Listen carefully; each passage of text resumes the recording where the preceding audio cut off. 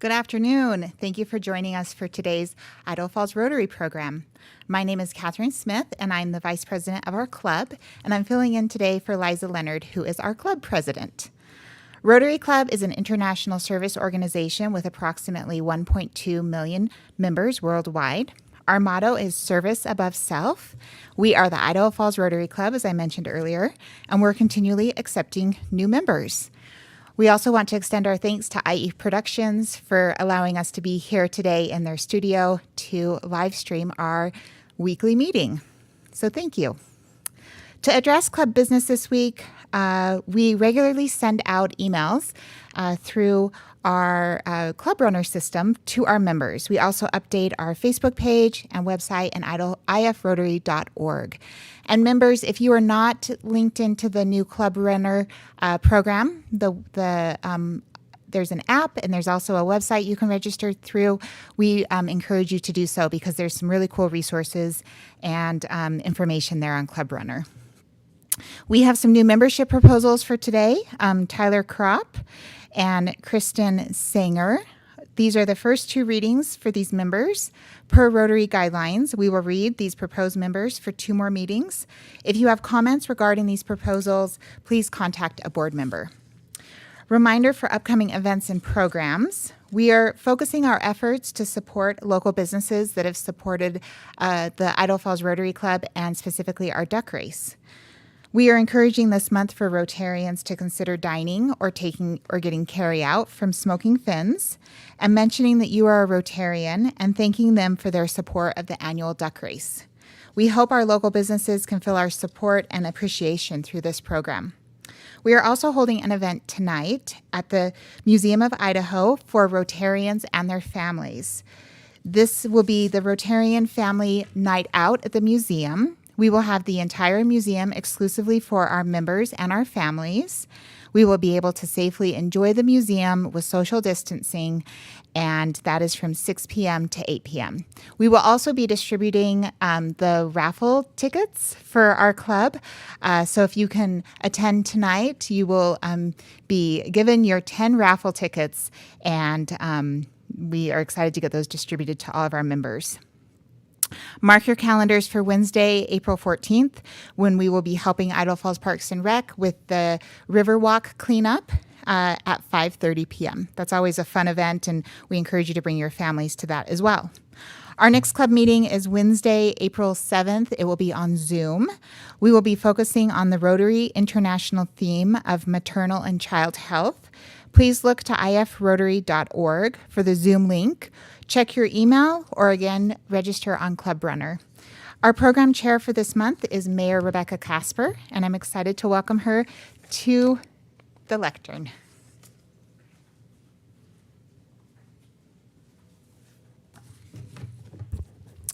Thank you so much, Catherine. As she said, I've had the privilege of serving as the program chair this month, and I've had a blast trying to identify topics that are interesting and relevant and timely, and I hope that you have found some value in them, or that you will if you go back and listen. Today, we have an opportunity to hear from Bear Prairie, who serves as the general manager of Idaho Falls Power and Idaho Falls Fiber Network. I'll just give a little background, maybe more background than you want, but to me it helps to sort of understand the context a little bit, or at least where I was coming from when I decided that Bear would be a really relevant and timely speaker. Nearly all cities in Idaho operate utilities of some sort. Typically you see water, they might include wastewater or sewer, sanitation, stormwater services. In Idaho Falls, we have those, but we also have a power utility that provides not just electricity, but also now fiber optic services. I mentioned last week that there are only 9 cities in Idaho that operate power utilities, and of the 9, Idaho Falls is the only one that generates its own power, and that would be through 4 different facilities that are located along the Snake River. Back in the year 1900, the early pioneers in Idaho Falls installed a small generator on an irrigation canal, and that was the beginning of our city's public power utility. Electrification was a fairly new phenomenon then. It was in the 1880s and the 1890s that cities were coming up with streetlights and well on their way to being, excited about integrating electric service into what made the cityscape, fascinating and exciting. Entrepreneurs that were here in our little neck of the woods had been eyeing the Snake River and its potential for a few years before, this generator was placed in an irrigation canal.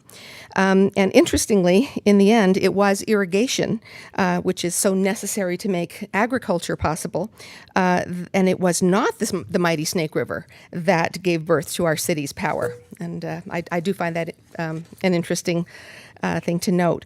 But prior to 1900, bond issues to finance construction of a city-owned plant, and I'm quoting here from a history of Idaho Falls Power that's found on the city's website. So bond issues to finance construction of a city-owned plant were defeated in 1896 and again in 1898. I don't know what the arguments were, but I guess we have that history of defeating bonds. It goes back quite a ways. In April 1900, Idaho Falls became a city of the second class, which means legally we had passed from a village board form of government to a mayoral system. And it was by the end of 1900 that the city had electric power. So I don't know if a bond had passed or if what exactly it was that changed that, but anyway, I'm assuming a bond passed.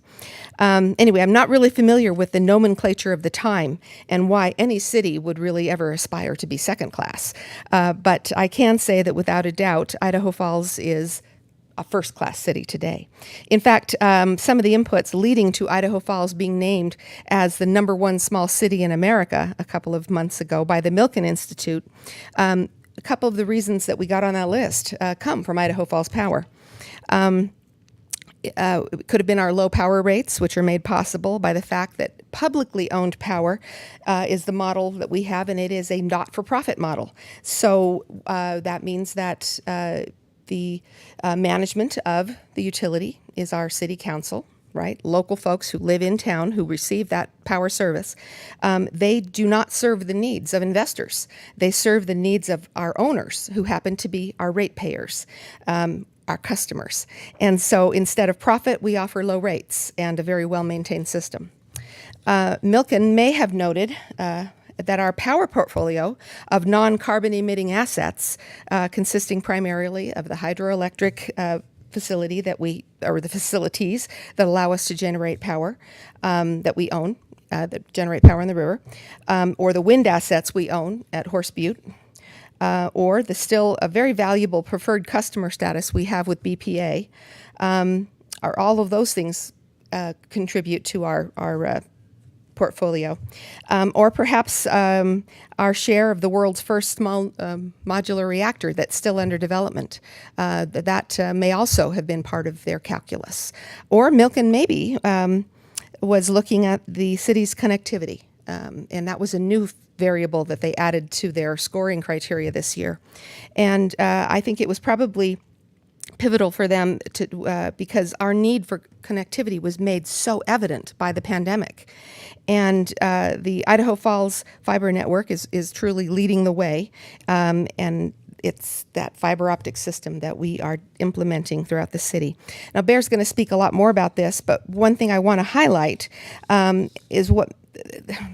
is that our system is so attractive because we're developing this infrastructure pole by pole, street by street, so that we're poised to deliver the service to every single home and every single business that will want it as we pass by. Citizens are the ones who have the choice as to whether or not they want to hook into the system or not. And if they change their minds later, we'll be able to go back and serve them. There'll probably be a small connection fee, but again, we're not for profit, so it's not going to be a large connection fee. It's going to be what it costs us to connect people. But this is unique because if you're looking at a for-profit model, they don't go pole by pole, street by street in every part of town. They're going to go to where their likely customers are. And so the for-profit model, as it's been rolled out across the country in many locations, it's known to skip entire parts of town where the likelihood of making money or turning a profit is the lowest. The infrastructure that needs to be put in is very expensive. And so this is what produces that digital divide. And you may have heard that phrase. So Bear will talk a little bit more about that, but I just want everyone who's in Idaho Falls to know that we are laying the groundwork in such a way that we won't have the digital divide to that extent.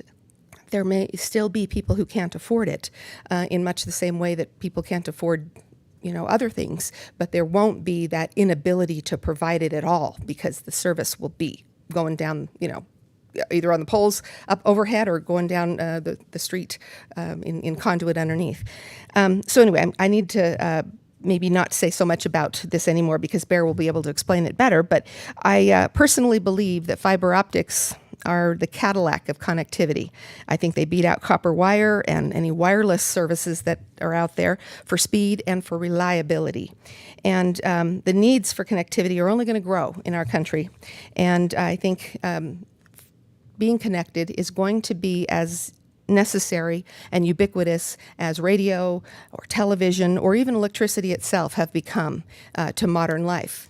And I'm very proud of the great strides that the City of Idaho Falls and the City of Ammon are taking to ensure that the residents in our area are going to be well poised to be served in the future early and consistently and well. So with that, let me introduce Bear because he'll be able to give you a lot more insight. And if he is touching on something that you want to know more about, please feel free to ask questions. Bear Prairie, that's his nickname. He can tell you his real name if he wants to, but we lovingly call him Bear. Bear Prairie is the general manager of Idaho Falls Power and Idaho Falls Fiber. Prior to assuming this role in 2018, he served as the assistant general manager, and he'd been in that role for 8 years.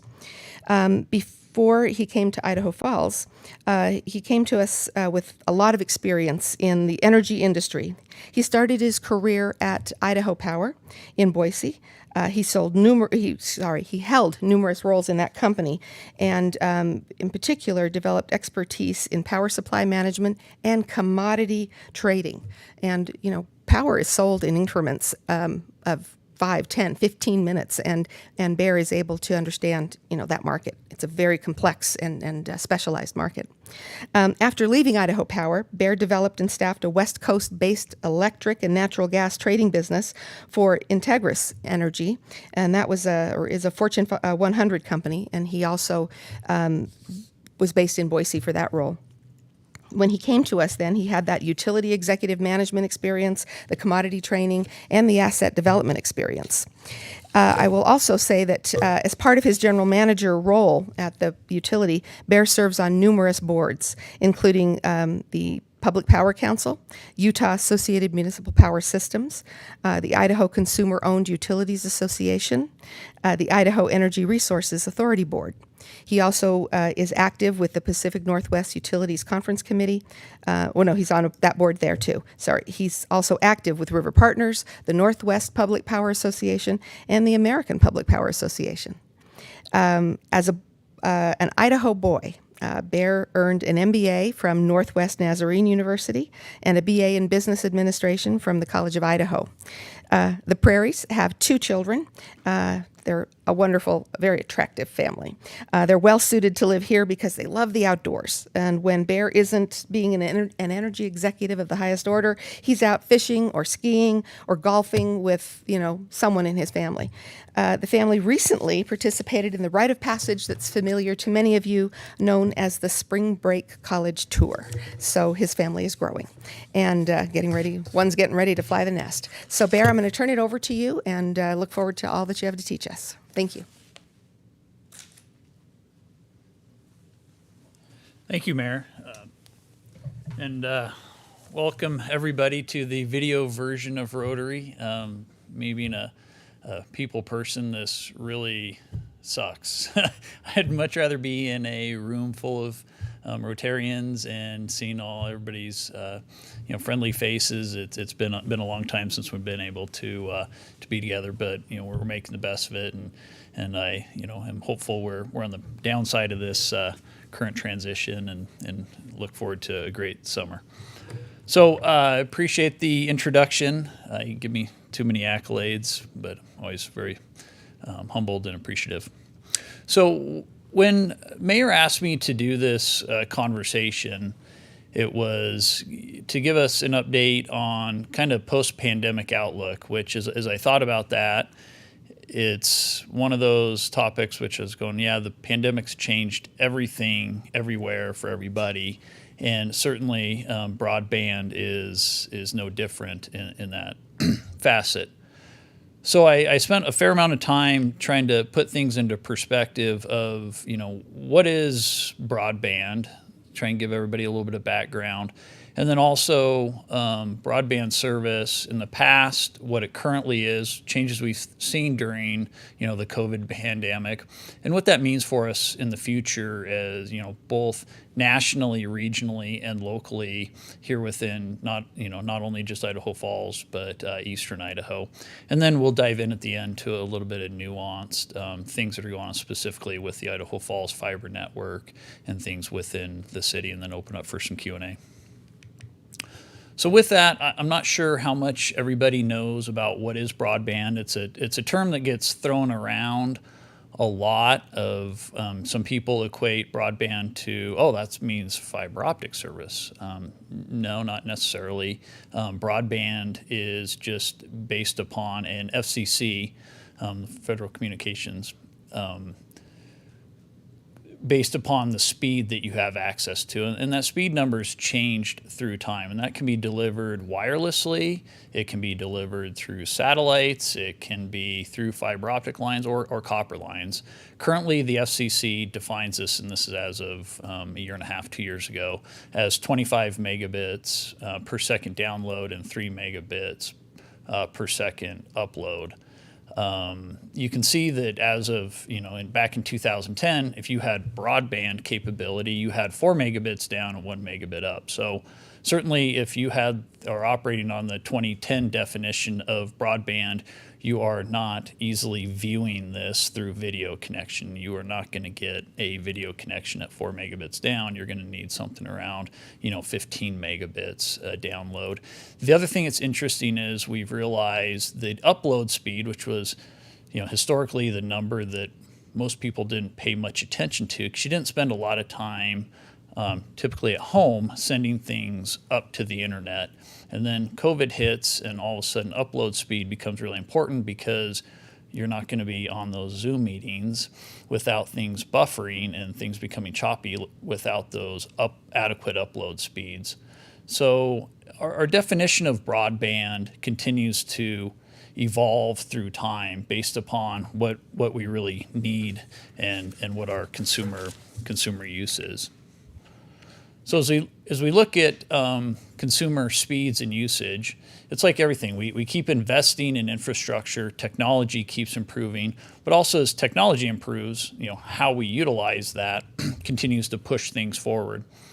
So a little bit of background: in 2012, the average median household speed, and this is speed that's available to customers, not necessarily what everybody is paying for, but it's what you can get average across the country. So back in 2012, you can see is around, I think is like 14 and a half megabits per second.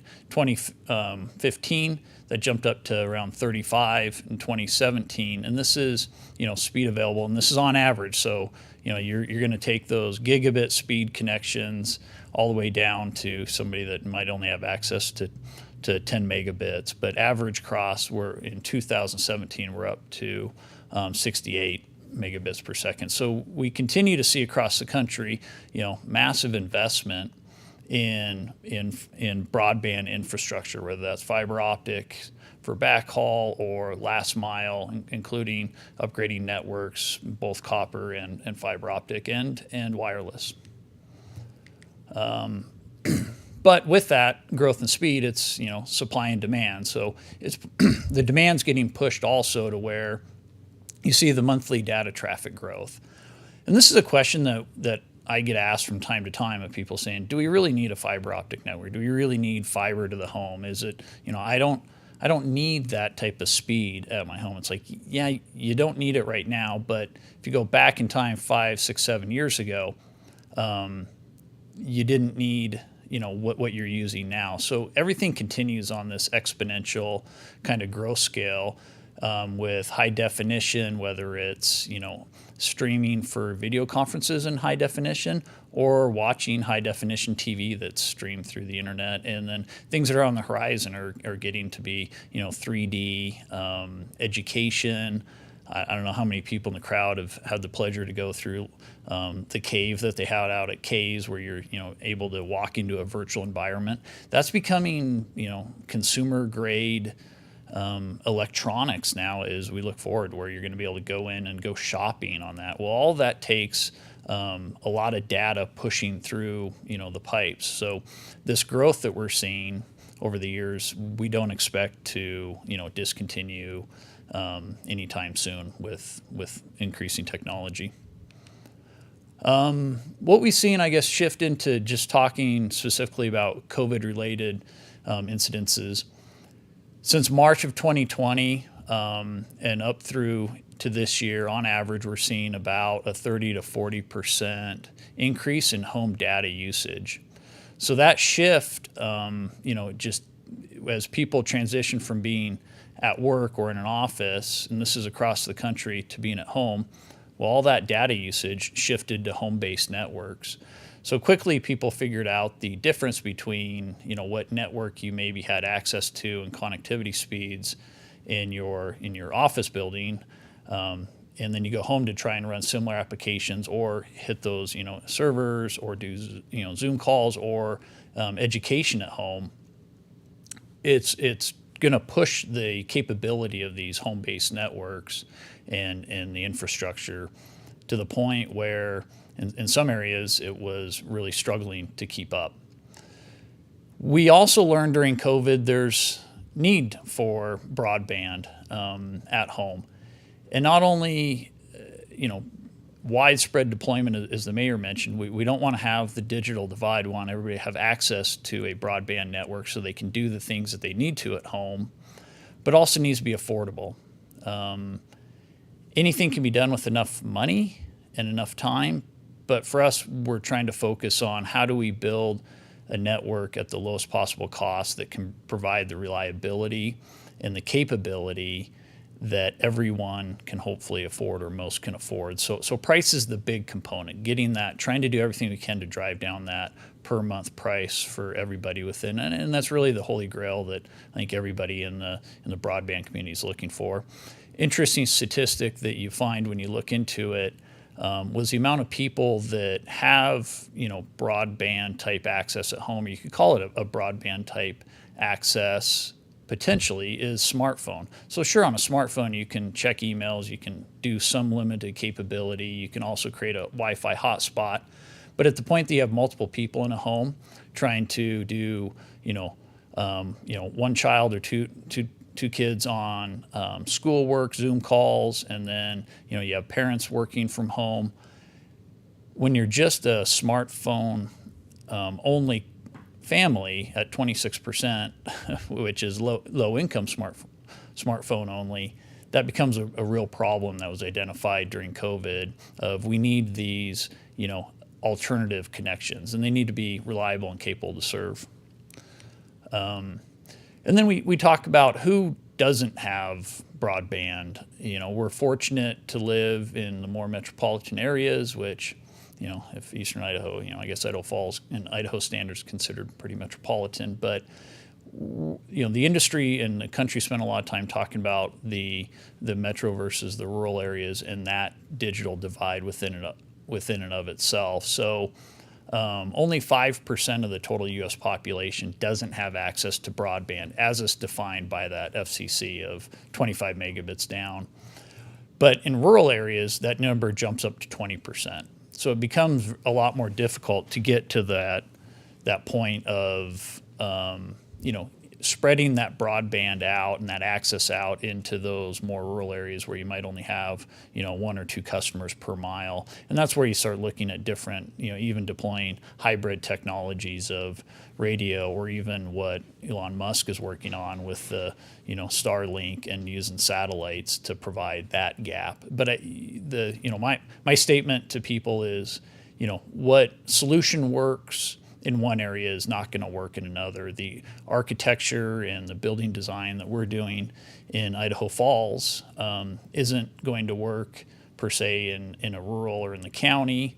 And it's also, what we're doing isn't necessarily going to work in a city or municipality that doesn't own an electric utility. So I think everybody needs to be flexible on the type of design and what they do to really try and close that gap so you can have access and affordability.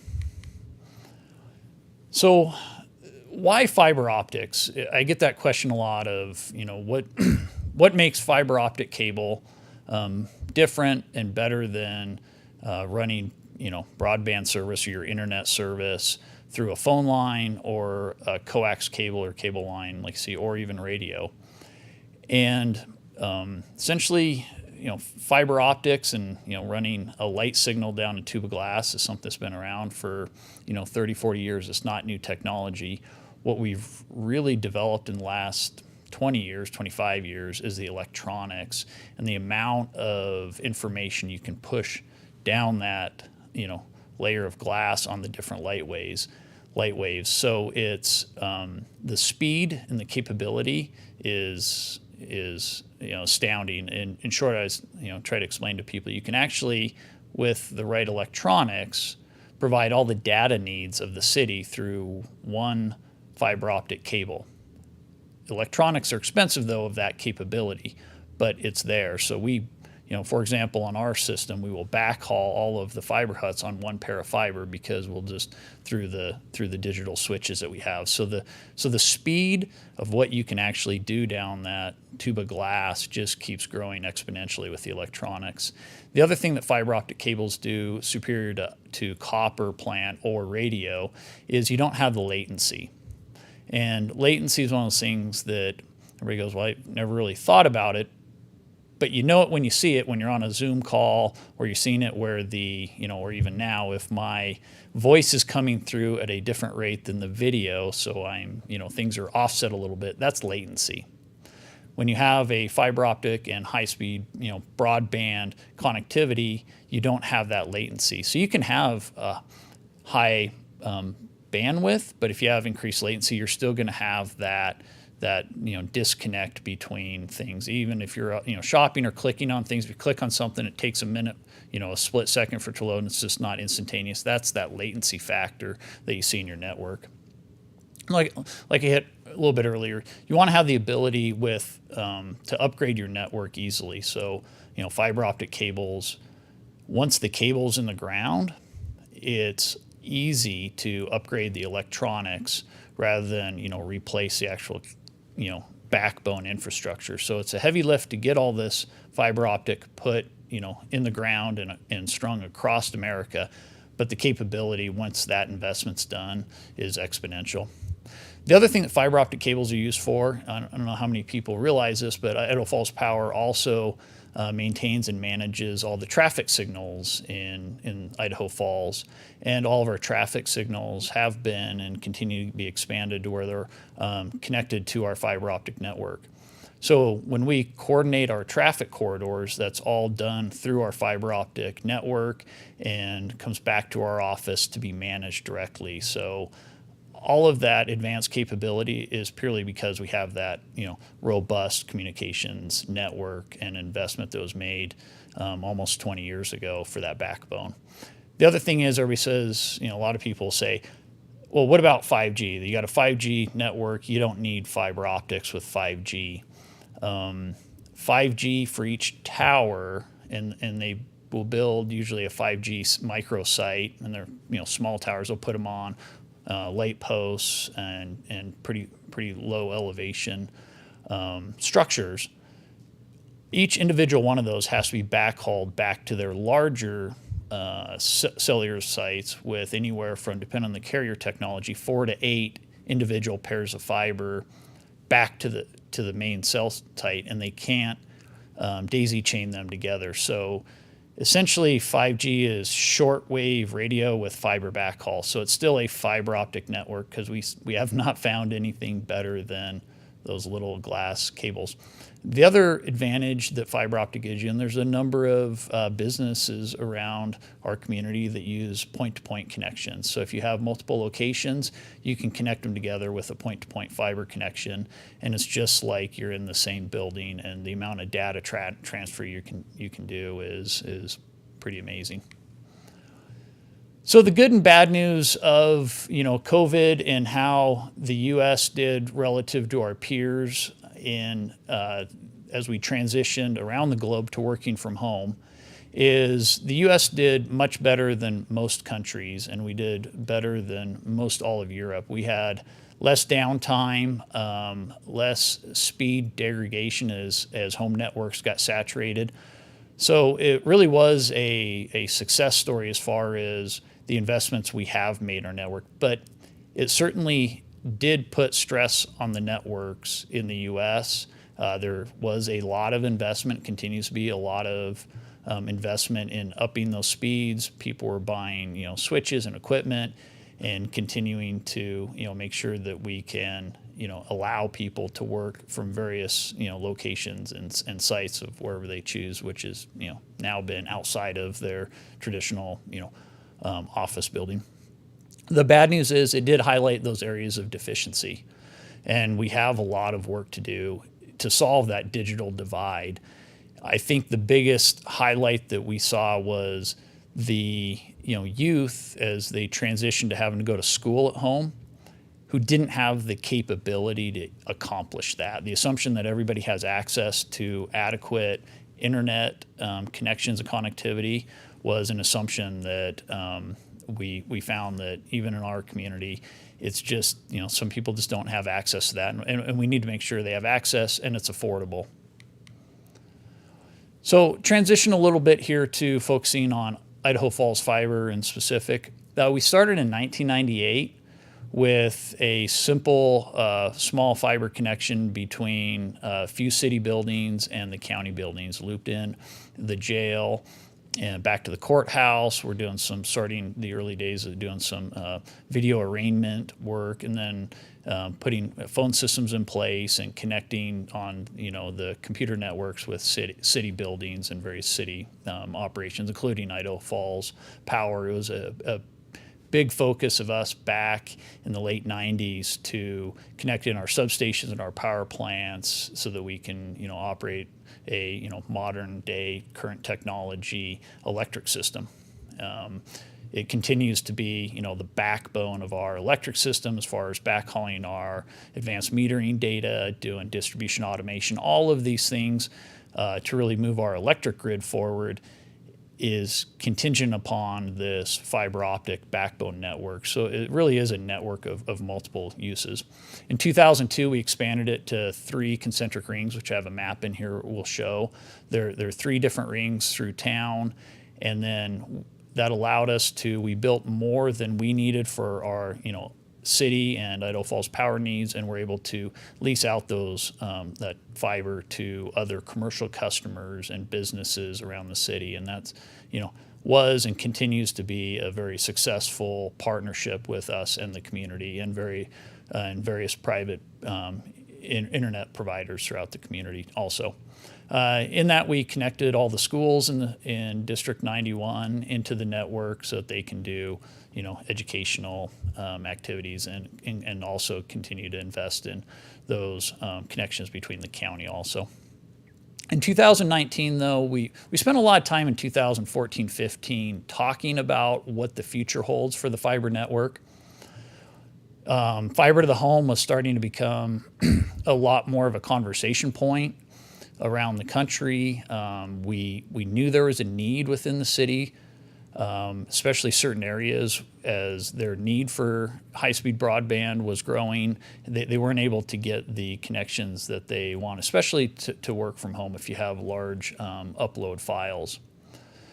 As we had that dialogue, we also were looking at the 3 rings we built with the dark fiber was built out, and we're starting to run out of capacity and didn't have additional fiber to lease there. So we were at a point of having to figure out, do we continue to invest and build out the fiber network, and then what architecture and how do we do that? In 2019, we decided to do a pilot project, and we focused on some overhead power line areas to see about bringing fiber to the home in overhead. We did some underground areas, and we did some underground areas where we're able to go through existing electrical conduit and see if we can utilize that infrastructure that's already there to help drive that cost down, because it's one thing to be able to provide the service.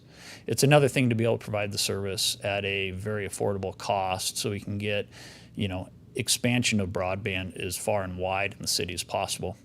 The 2019 project was very successful as we looked at the economics and talked about the possibilities and the opportunities ahead. The City Council and Mayor made the decision to go ahead and expand citywide. So last year was the first year of our citywide expansion. Timing was interesting with COVID. It was great in the fact that it brought a lot of awareness of, needing, larger, more robust connections at home so people could work from home. And then also just that general awareness also created some challenges of making sure that we have materials and supplies to keep crews working. So we're now into our second year, so got another busy summer this year, boring and working around the city, which we'll show you some pictures here in a minute of what that entails.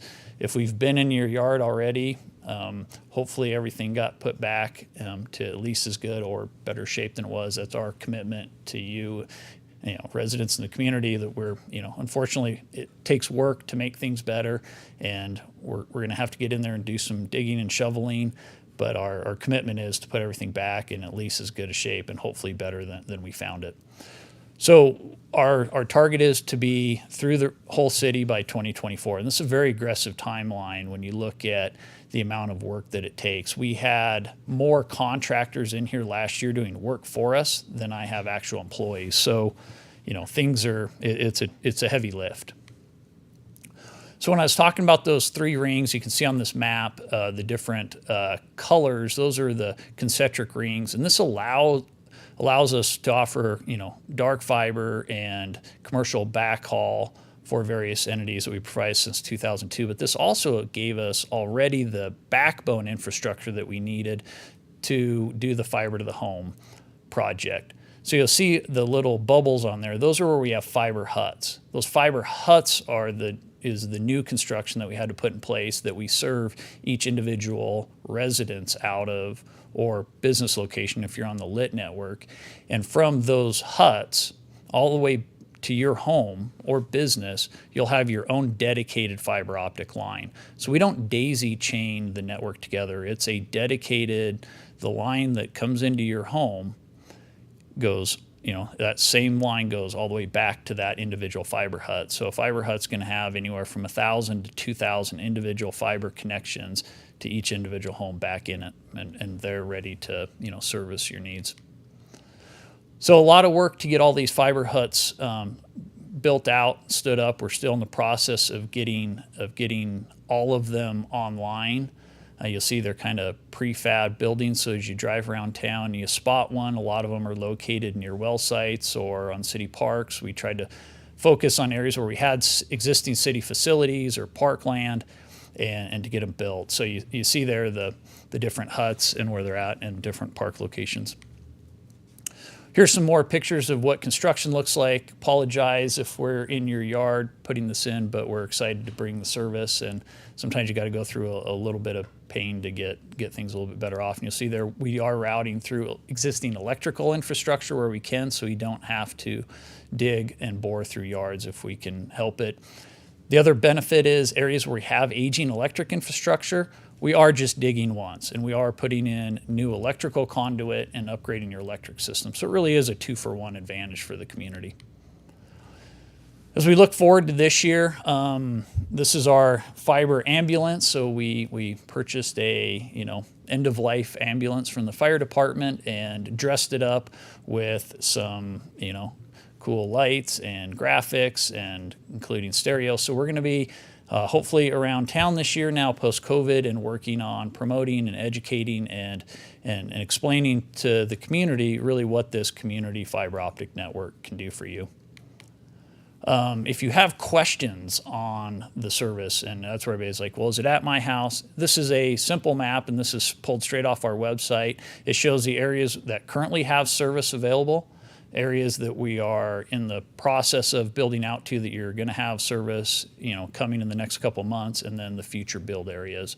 So I know that, everybody is curious on that. It's really easy. If you go to our website, you can click on the website, and there's an interactive map there. You can type in your address, and it'll say whether you have service available now or whether it's coming in the near term. You can pre-sign up for service, and if service is available now, you can just click on that link, and the website walks you through. It's all online. You don't have to do anything in person, and it'll walk you right through how to sign up for service and to join the Idaho Falls Fiber Network. There's videos on there that help explain what it is, tutorials of how we actually get the line to you. And if you have any questions, there's our phone number. We're always there, Monday through Friday, 8 to 5, to answer any questions that you might have, because we're excited to see the network continue to grow. Our hope and desire is that as this network grows, being that not-for-profit model that the mayor spoke about, the more people we can get on the network, the lower we can make the price, because you're spreading the cost of that network out amongst more people, and we don't have a profit motive. So as long as we're covering our costs, we can just keep lowering that per month cost for everybody on the network to get the infrastructure paid for. So our desire is, keep explaining to people the advantages and keep driving that price down and keep that reliability and affordability and the most robust, broadband network, and essentially do what, we focus on the electric side of the business. We want to be, the most affordable, reliable utility provider in not only, eastern Idaho or the region, but hopefully, within the Northwest and the United States. So we're always focused on driving value and costs. So with that, I'll turn it over to questions. All right. So we're going to try to share a little bit of the space here, but I was wondering if you could just kind of go, you've covered quite a bit about how you get the services, but we did have a question. One person said the interactive map on the website says for their area, seasonal stoppage due to frozen ground. And they Right. want to know, does that mean that they're going to get it in the summertime, or can you just clarify what that means? Right. And then from there, take it to what are the costs right now Okay. there are two costs, right? There's the Correct. fiber itself Yep. and the infrastructure. Mhm. Right. Yep. So the areas where we had to do a seasonal stop is areas that we have, there's not a conduit in the ground that goes up to your home, where there's not a conduit. Your electric service is buried directly in the ground also. If your newer homes post about 2000 will usually have a conduit that your electric line runs into, so we'll use that same electrical conduit to pop out at your electric meter with your fiber line. If you have an older home that's underground, so in about 1980 we went to more underground subdivisions, so you got about a 20-year period in there where it's not overhead power service, it's underground, we're following that same infrastructure. We have to put in a micro conduit or a small conduit to get to your home, to get the fiber line there. If the ground's froze, we can't trench that in and with the frozen ground without doing unnecessary disturbances. So we want to make sure that the ground's thawed, be able to sod cut or put it in, and then also be able to turn on the sprinklers, make sure that nothing's disturbed, and put everything back as the way it should. So unfortunately in the winter here, we can't do those type of installations, but now that the frost is out of the ground, sign up for service, we'll get you on the list and we'll get you connected. We're running about 3 weeks, 4 weeks out, so get signed up. On the cost question, so when you sign up for service, and this is part of that education with the ambulance, we have to explain to people that that the service is two parts. You're going to pay for the connectivity to the network. We provide the infrastructure. we have 4 different internet service providers. So you're going to buy your actual internet from a separate company or entity. So think of it of we provide the road, and you get to choose whether it's FedEx or UPS that kind of delivers your digital packets. So on your utility bill, when you sign up for service, you'll have a charge on your utility bill of $25 a month, and that just comes on your regular utility bill to be connected to the network. No cost to sign up, no contracts. We want this service, and it does speak for itself. If you're not happy, you can change providers. If you're just overall not happy with the network, we don't want to hold anybody to contracts. No equipment costs, so it's purely $25 a month. We'll bring all the equipment and install everything in your house, and that pays for the network side of it. The internet, data packet side, you'll pick on our website a provider, and those packages are anywhere from $34.99 to up being higher, but the lowest cost package is $34.99, and that's for 250 megabits up and down. So when you look at that definition of what is broadband at 25 megabits down, 3 megabits up, our minimum package that we offer on our website is 250 megabits up and down. So really a robust service and a good price. Very good, thank you. Bear, let's talk for a minute about the American Rescue Act. I think that's what we're calling it. But that bill that passed Congress contained an awful lot of money for projects and infrastructure type things, even though there's even more infrastructure legislation coming, we hear. But part of that was money for broadband, there were questions about, is that money going to come to Idaho Falls? Will that money be coming to the state? If it comes to Idaho Falls, does that mean that our cost will go down? Will that $25 come down a bit? Or does that mean that the money's going to come to the state and the state's going to say, Idaho Falls is doing okay, so we're going to give the money to some other community so that everybody gets a shot at broadband? But if they do that, are they going to be giving the money to the private sector so that they can put stuff in and make profits, whereas we wouldn't? So it's a little complicated. What do you know about the messy business of getting federal dollars? Right.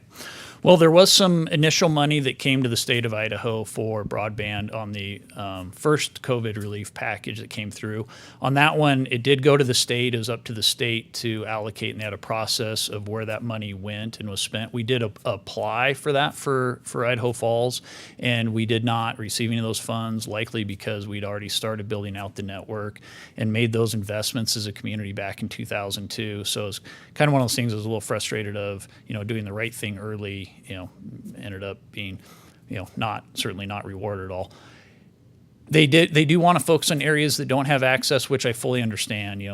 We need to put the money to where it can do the most good throughout the state. So that's where that original funding went. In this latest bill that came through, the latest 1.9 trillion, there now is money that's dedicated skipping the state, supposedly, and going straight to local districts for infrastructure, of which they can focus on broadband, water lines, sewer lines. So really, municipal and county infrastructure, bridges, all of that stuff. So we're hopeful that maybe in this next one we can get some funding and some support, because we really want to try and continue to drive down that price. Any money that does come in, it's just going to help drive down that price.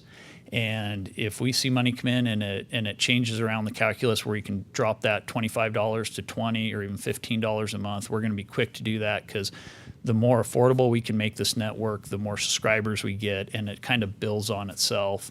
And we want to find that sweet point to get that momentum to keep driving the cost down, getting more people, and keep driving that cost down. All right, so. Bear, notwithstanding how valuable fiber is, and we've heard a lot about the case for the pandemic making the case for why fiber is important, but we were in the fiber business before the pandemic, and it wasn't just because people like Netflix. Why did Idaho Falls Power get into the fiber business in the first place? And you sort of touched on it, but I know that you can maybe connect your answer to this other question that we often get, which is, how come it's okay for Idaho Falls Power to be competing with the private sector? So will you untangle that knot a little bit? Sure, Thanks. sure. So we got into the building fiber optic cables for specific Idaho Falls Power and city needs, and also working with the county. They had specific needs going all the way back to 1998 to bring efficiencies through. As far as the county, one of the big steps they took forward, they were one of the first counties in the state to allow video arraignment. So you don't have to take somebody from the jail down to the courthouse for arraignment. You can do that through video, and we've been doing that in Bonneville County for a lot of years. Same thing, the schools had a need, so we connected them to the network. And probably the biggest one, for at least for me being the Idaho Falls Power person, is to put all the telemetry in place to all of our substations, our 11 substations around the city, and our 4 hydro plants, so that we can operate all those through a high-speed connection for our SCADA system. And also, on top of not only operability, it's security. Network security, cybersecurity is a big factor in the industry. It continues to grow. With us owning and operating that fiber optic network and our own fiber cables, we can ensure that there's security within that. So it's a big deal. Now, as far as untangling the why are we in this business and not a private enterprise or private business, what we view it as is really a partnership. It's a partnership with those local internet providers, where we build one road that multiple internet providers can utilize. They're going to compete with each other, which is great. I mean, that's what you want with capitalism. But there's certain things that, having one entity or, maybe a monopoly bring, where you build one line throughout the city rather than having, 6, 7, 8 different connections. Because we can serve all the needs with, a single fiber optic line to each home. It makes sense to get that economies of scale, build one road. It'd be kind of like if, private businesses built the roads in town, right? And everybody's got a different toll road. And depending on where you go, you can't drive on this road, but you can drive on that road. Same thing in the electric industry. It makes sense to have one electric provider in an area so you don't have 3 or 4 or 5 different electric lines all crossing each other. So with us doing it, it also helps limit, congestion on our poles, the amount of digging we have to do in right away. So, we build the network and we open it up to private business to offer their services on. So it really is a good partnership where we're not competing with private business. We're enabling private business to offer their products and services. Thank you for that. I often tell people that it's we do infrastructure really well at the city level. Municipalities know how to do infrastructure, whereas we don't really know how to provide provide that connection to the internet. And that is what the private sector does well. So it's not just a partnership; it's a partnership where each brings their excellence to the table. So we do have a question. Someone said, are there greater, going back to security, are there greater risks that come with being connected to city fiber? And they're talking quite a bit about, not quite a bit, they're referring to cybersecurity. Are you at a greater risk on fiber than other connections like cable modem or a phone line or wireless, for example?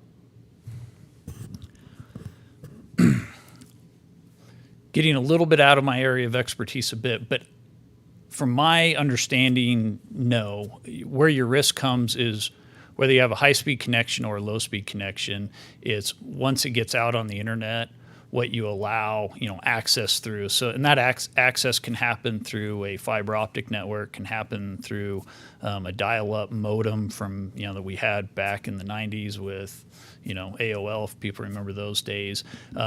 For example, in the industry, one of the big things that was a focus last couple of years was going back into substations and power plants and finding old phone modems that were still out there plugged into equipment, stuff from the 90s that's since been abandoned.